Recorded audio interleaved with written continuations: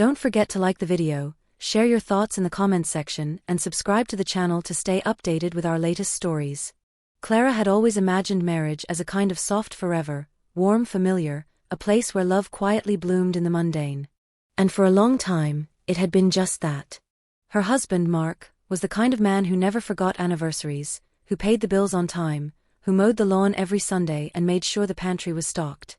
He was steady, reliable, everything she once thought she wanted. But now, at 39, Clara found herself walking through their immaculate house with a strange hollowness pressing against her chest. The silence between them had grown thicker than any argument, their once loving rituals now felt like obligations.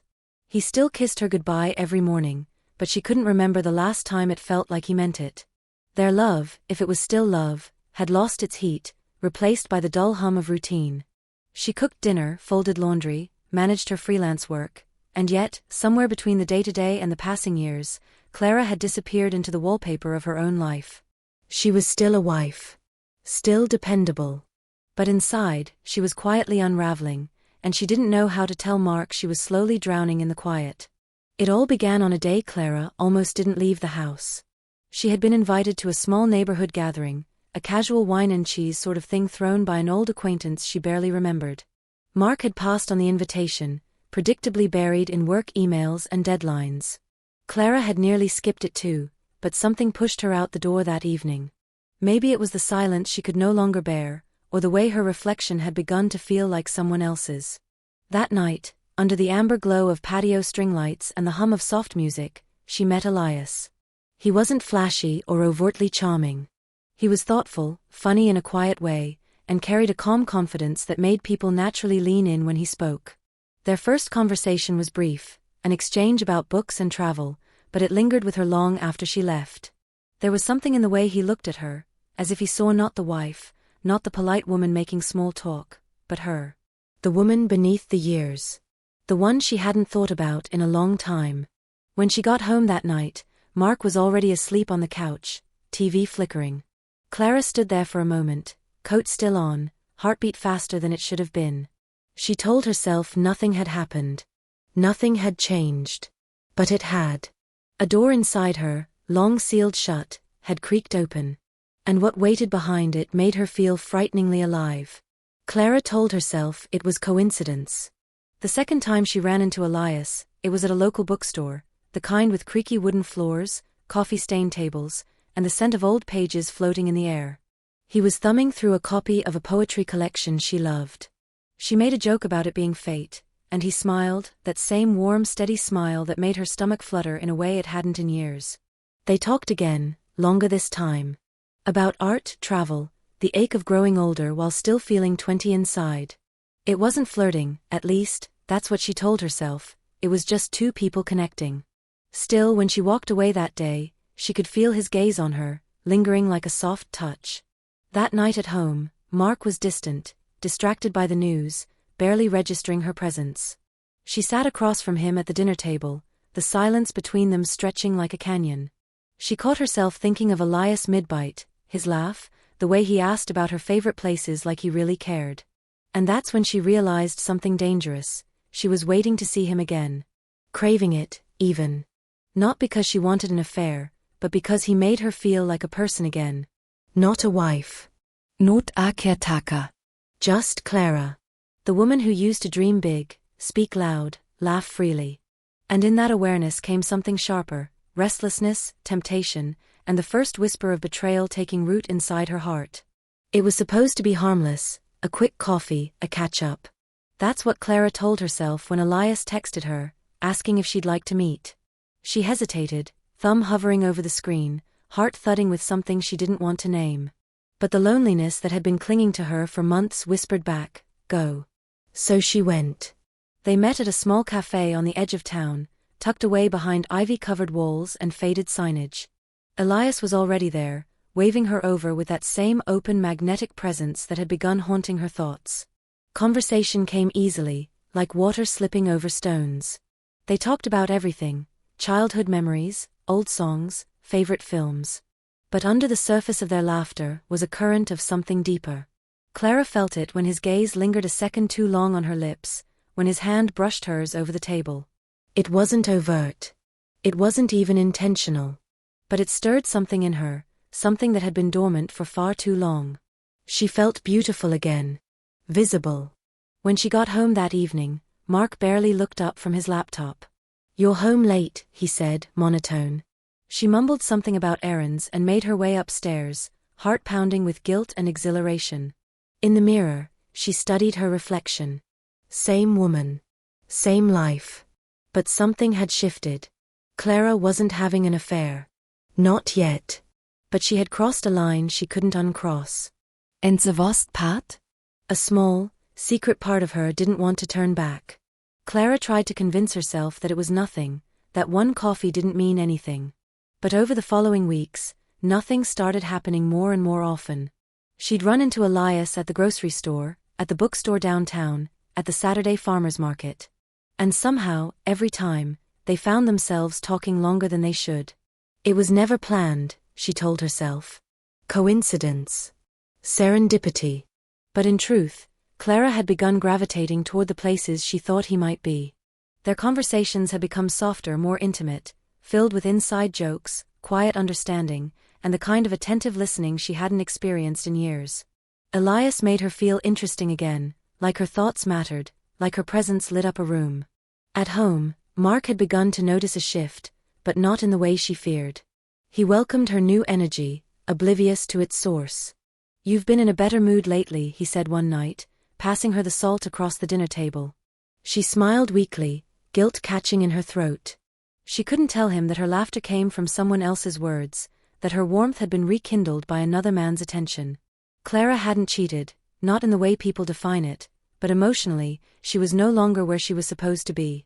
Late at night, she found herself lying awake, heart torn between comfort and chaos, between a man who had built a life with her and one who had unknowingly started to build a fantasy. And each day, the line between them blurred just a little more. It was a rainy afternoon when Clara's world finally tilted. She hadn't planned to see Elias that day. She had promised herself the night before that she would pull back, regain control, but when his name flashed across her phone screen with a simple, "Are you free?" her heart leapt before her logic could respond. They met at a small cafe tucked away on a quiet street, the kind of place where no one would think to look for them. The air was thick with the scent of coffee and the low murmur of conversation, but Clara barely noticed. Elias was already there, waiting by the window, his eyes lighting up when he saw her. As she slid into the seat across from him, something inside her gave way. Their conversation flowed, as always, effortless and warm. They spoke of dreams, disappointments, the ache of feeling invisible in a world full of noise. And then, as the sky darkened outside, Elias reached across the table and brushed her hand with his fingertips. It wasn't bold or rushed, it was soft, tentative, almost reverent. But it shook her.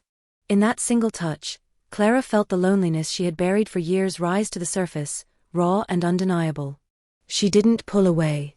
And that was the moment she knew this wasn't harmless anymore. The space between them had changed.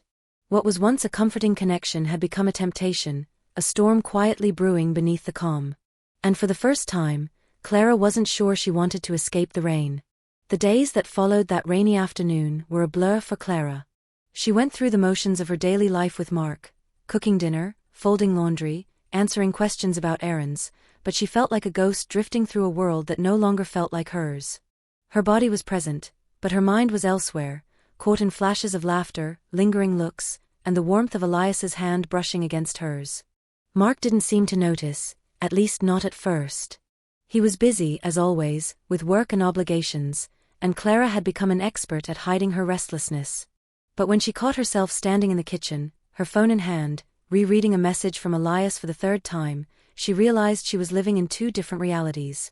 In one, she was the devoted wife, smiling at the neighbors and holding it together. In the other, she was someone rediscovering herself, rediscovering desire. And it terrified her.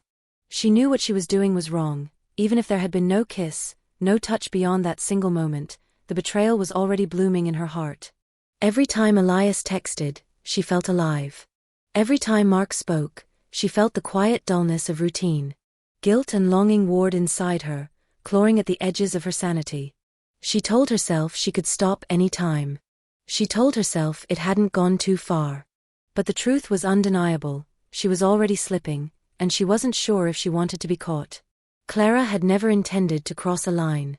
But intentions, she'd come to learn, mean little when emotions take the wheel. It started with one impulsive decision: a message to Elias late at night when Mark was asleep beside her. She typed, deleted, then typed again. Could use someone to talk to. His reply came instantly, like he had been waiting too.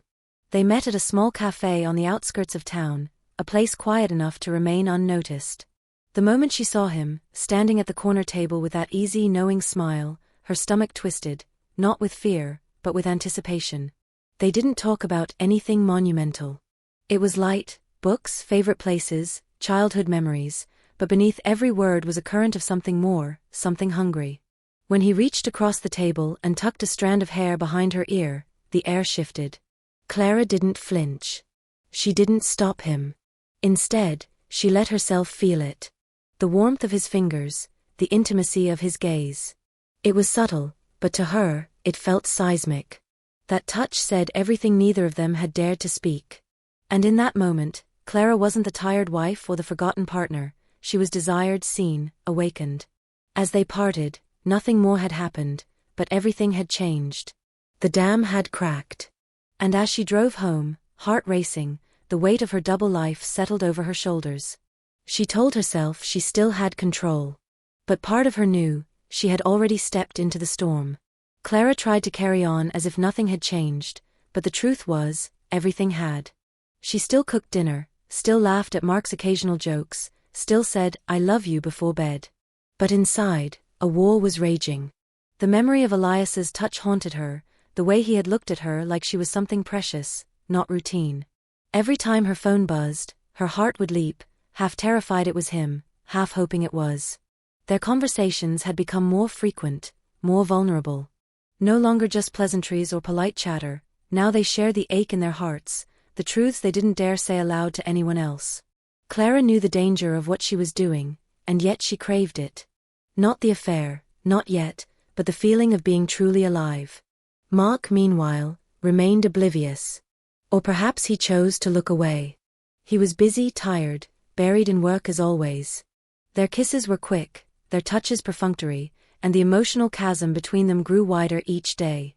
Clara would lie in bed at night, staring at the ceiling, wondering how it had all come to this, how the man she had once dreamed of growing old with had become someone she could no longer reach. And yet, the guilt didn't stop her from texting Elias again, from replaying their cafe moment over and over in her mind. It hadn't been physical. Not yet. But emotionally? She was already halfway gone, and that realization terrified her more than she was ready to admit. It was supposed to be just another ordinary day, but something about it felt different from the start. Clara had planned to avoid Elias, she told herself enough was enough. But when his name lit up her screen with a simple message, "Are you okay?" her resolve crumbled. She didn't reply right away, but her fingers lingered over the keys, her heart pounding. Later that afternoon, they met at a quiet cafe tucked away from familiar eyes. No one would recognize them there. The moment she saw him, her breath hitched. There was no denying the pull between them anymore. They sat across from each other, the silence loaded with everything they couldn't say in texts. Elias reached across the table, his fingers brushing against hers. "Clara," he whispered, "I can't stop thinking about you." The words struck her like lightning, because she couldn't either. Her voice trembled. "I don't know what I'm doing anymore." He nodded slowly, eyes dark with emotion.